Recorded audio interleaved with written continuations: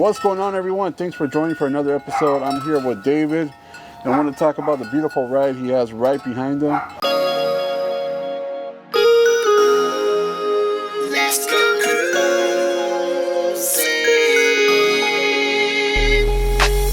And David, if you want to introduce yourself? David Garcia. Was born and raised in Los Angeles, California, and now here in San Diego. And how long you been out here in San Diego? Since 1990, so I've been out for a while. Damn, okay. Yeah. What made you move to San Diego? Well, my mom and dad moved out here. Yeah. So I decided, well, let me try something different. Yeah. So yeah, I came out here, and then from there just started, checking out the scene. Met a lot of people out here already. So yeah, it's been going good. Yeah. It's been going good. That's awesome, man. Like, what got you into the lowrider? Well, my dad used to have a car. He had a 1965 Impala. I never got to drive it because I was young. Yeah.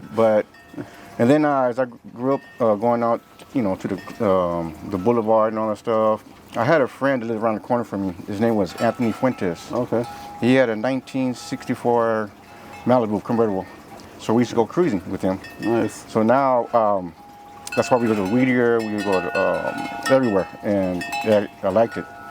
So I was like, I gotta get into something like that. Then my cousin Johnny had a 64 Impala too, but they stole it, so he never got it back. Oh man. Yeah, so, and then I really didn't get into it until I met some people and going to Whittier. Okay. I went and bought me a 87 Suzuki Samurai. Nice. Yeah, and I was cruising it.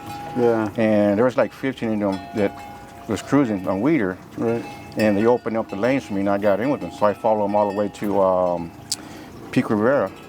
We started talking, then I started hanging out with them, and that's when it was all the mini trucks were out. Yeah. Bugs. So I got in the club called Four Place Samurai's. It was fun back in the 80s. Yeah. Back in the 80s, And then I started looking at the cars, and I said, I can do that. So I started doing stereos, everything I can do, Right. But I would just jump in and do it, Yeah. I burned a couple of stuff up because I was using the wrong size of wire, Right. But other than that, and it's been a passion ever since. Damn, that's awesome. So I moved to San Diego, and I said, I want to do that.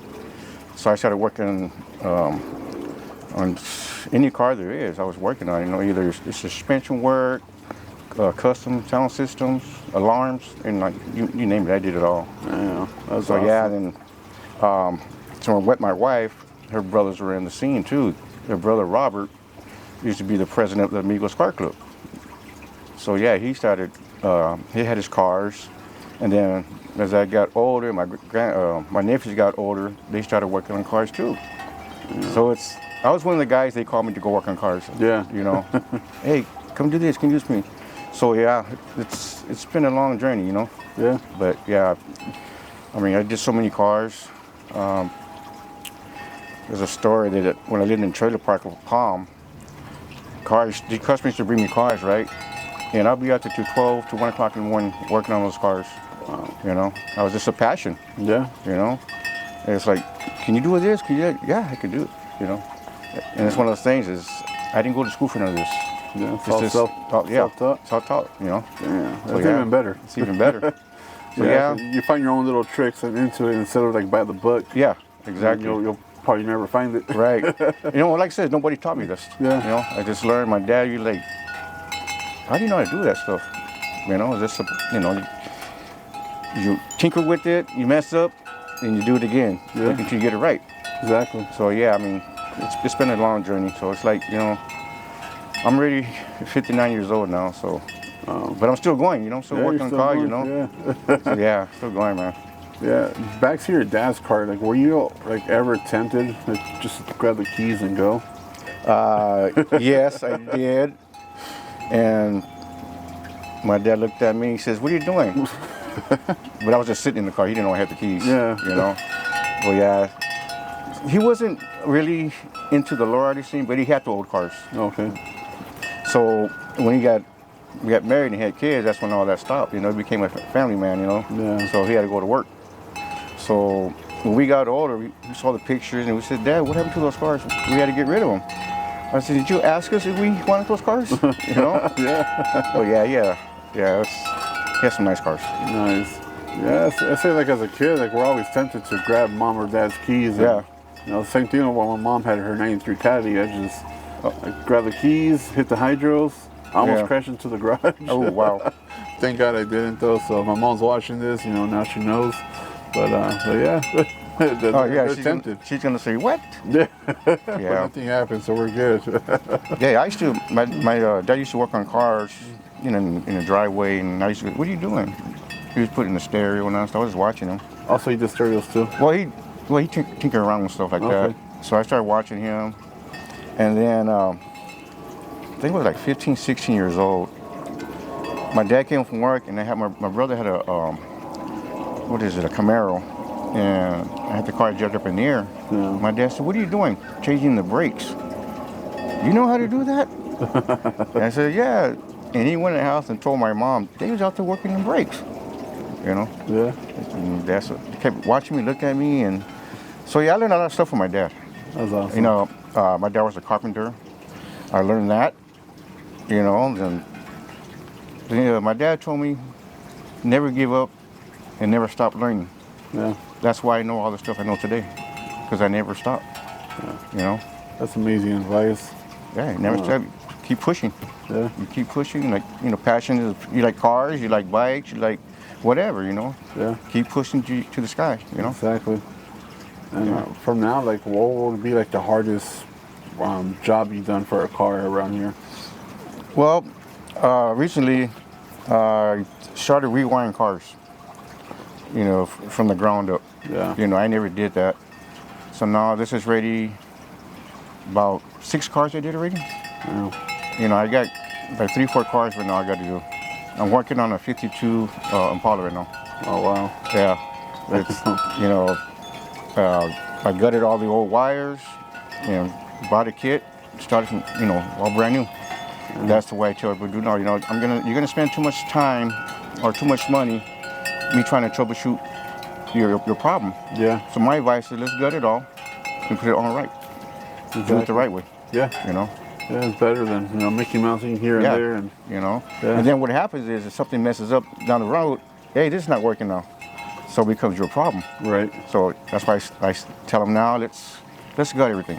Yeah. You know, and then we'll do everything brand new. That's awesome. So yeah, it's like, and then I word them out. You know, I get them more jobs. Like I said, I've been doing it for a long time. Car audio. I've been probably worked in all the stereo shops in San Diego. You know. That's awesome. It's funny because I started working in the stereo shops. They didn't call me by my name. They should call me Chuco. Chuco. Because the way my look. Yeah. So that stuck with me and says, I said, ask anybody in the street, who knows Chuco? They say, yeah. It's funny. And I still laugh at that. And I still see a couple of my friends, they looked at me, hey, Chuco. I said, man. Just stuck with you. Yes, right. But, you know, just like we're all getting older now. Yeah. But like, you know, yeah, it's good. But yeah, it's just his passion, you know. I like working on cars. Yeah. You know, it's like therapy for me. Yeah. You know, it relaxes my mind. You get lost while And you're get lost. working, yeah. You know, like on this car, my 51 Pontiac, I play my music, have a beer, and just go to work. You know. Yeah. So yeah, it's like I said, it keeps me relaxed. Yeah, definitely. Yeah. And when did you pick up this one? I got it maybe like a year ago. A year ago, I picked it from my nephew. Okay. So when I got it, it has no wires in it. So I didn't want a project car, but the price was good. Yeah. So I said, well, I know how to do this work anyway. So it was funny because in the front, my nephew Chuchi he had a 62 Impala, and I did the whole car. I rewired the car in that one. Full custom system on that. Wow. And then I did another one, Mikey from Temecula. He had a 64 convertible Impala. I rewired that car. Then one day I said, you know what, I'm not gonna work in you guys' cars. I need to jump in my car. Yeah. So like I said, I put my music on, had me a beer, and went to town on it. I rewired this car in one day, over the weekend. Oh, damn. Yeah. And it's running, ready It's running. just a paint. Right now, I'm just doing the body work on it. Like I said, that front door was all pushed in. You know, I'm not a body man, but I gotta say, well, I gotta do it. Yeah. You know. Like the past, you gotta learn. Yeah, you gotta learn. That's how you do it. So yeah. It's, and then this one, my wife's T-Bird. I did a lot of work on this too. You know, full sound system in it, custom. Damn. So yeah. That's incredible. Yeah. Like I said, thank the man upstairs. Yes, sir. Yeah. And back when you were a kid and you were like around the scenes, like, did you ever imagine yourself with a certain type of car? You know, I really didn't know what I want. But like I said, I was too busy working other people's cars. Yeah. Yeah, it's like nah. Like I said, I just work on other people's cars. I like working. It makes me feel good that I send their car out there with a nice system, or I do this, you know. You know, hopefully they'll put my name out there. You know, who did your car? You know, Chuckle. Yeah, that's funny. That's awesome. Yeah, but so my wife got her car, and then my daughter had a '48 Chevy Chop Coupe. Okay, and they started cruising together, and my wife says, "You want to go cruising?" I says, "Nah," because it was an all women's club, you know, Una Vida. Yeah. And I see everybody take off, go cruising, and then I see, you know what, I'm gonna go with my wife and support her and all that. Right. Start trying hand with the club and everything, and then I said, I gotta get a car. And I was like, then I said, nah, because at first I was like, you know, I was never gonna get a car because it's, you know, it's too many things was going on. Yeah. But something told me, get it. Yeah. Get it. So yeah. So now I feel good. I took it out like 3 times, cruising it, you know, cruising with, you know, with the women, my kid and my wife, and just cruise together. That's a good feeling. Yeah, it definitely is. It's all about family. Right. You know? Yeah. Yeah, it definitely is. And just like me, like with real estate, you know, I'm shooting so many beautiful homes. I see myself in a home like that. You know, same thing with you. Like so many cars you worked on. You ever worked on a car where you're like, damn, like, I want one of these? Like I said, I do so many cars. Yeah. But I always liked the old cars, the bombs. Yeah. You know, I like that style, you know. Right. You know, there's too many Regals out there. I mean, a lot of Impalas. So many Impalas. But I like the bomb look, you know. Looks, especially when the cars are lowered. Oh, yeah. They look nice. Yeah, I always prefer those, like the Fleetwood. Yeah. Beautiful cars. Yeah, it's it's like, man, one day I gotta get a car. One day I get a car. And my wife, I told her, well, I'm gonna get a car. She said, no, you're not. I am, watch. To this day, yeah, you know. Yeah, it's finally happened. Finally happened, you know. Yeah. So yeah, it's been fun. But you know, like I said, you know, I've been working on, like, still working on cars right now. Like I said, I'll go only on Saturdays to work on a car because I'm busy during the week. Yeah.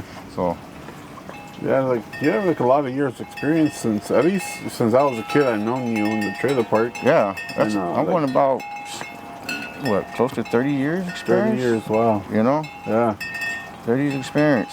Yeah, so people gotta call Chuco and come work on their cars. Yeah, you know, it's like, you know. I know a lot of people too. I've seen, you know, nice rides, but you know they need a system. They need rewiring or something. Yeah. Because it sounds horrible. And then what I do, I'm honest with everybody. Yeah. I don't tell them you need this or need that, or it's best to have this. Yeah. And I just give them advice. You know, just do this, and you want a nice sound system, we'll put something together for you. Right. You know, and then I always tell you want low end, high end. You know, it depends what your budget is. You know. Right. But like I said, I don't out there trying to say, okay, when you buy a pair of speakers, it's going to cost you like $45, and then you turn around and sell them for $100. Yeah. You know, that's not me because my name goes out. You know, these cars. Like I said, if they say who did the car, you know, Chuco or David did it. Yeah. You know, I know the customer that's happy, and I'm happy. Of course. You know. Yeah. So yeah. Did you have a system on this one already? Not yet. That's the first thing my brother and everybody says. Why have you have a system in it? Yeah. That's the first thing you should have did. Yeah. And I said, nah, I don't want that right now. He says, that's the first thing you always do. Yeah. You know, like I did my truck, my wife, my daughter's car, systems. Now you gotta do your own. Yeah, because I cruised a couple of times and they're like, you ain't got no radio in your house. I said, oh, they're like, man, it's the first thing you should have did. Yeah. You know, it's not hard to do. Yeah. You know, That's the easy part. I can get it done in one day. Yeah. What type of system are you put on this one? Just basic, you know. Yeah. You know, a couple of 6x9s, 6.5s.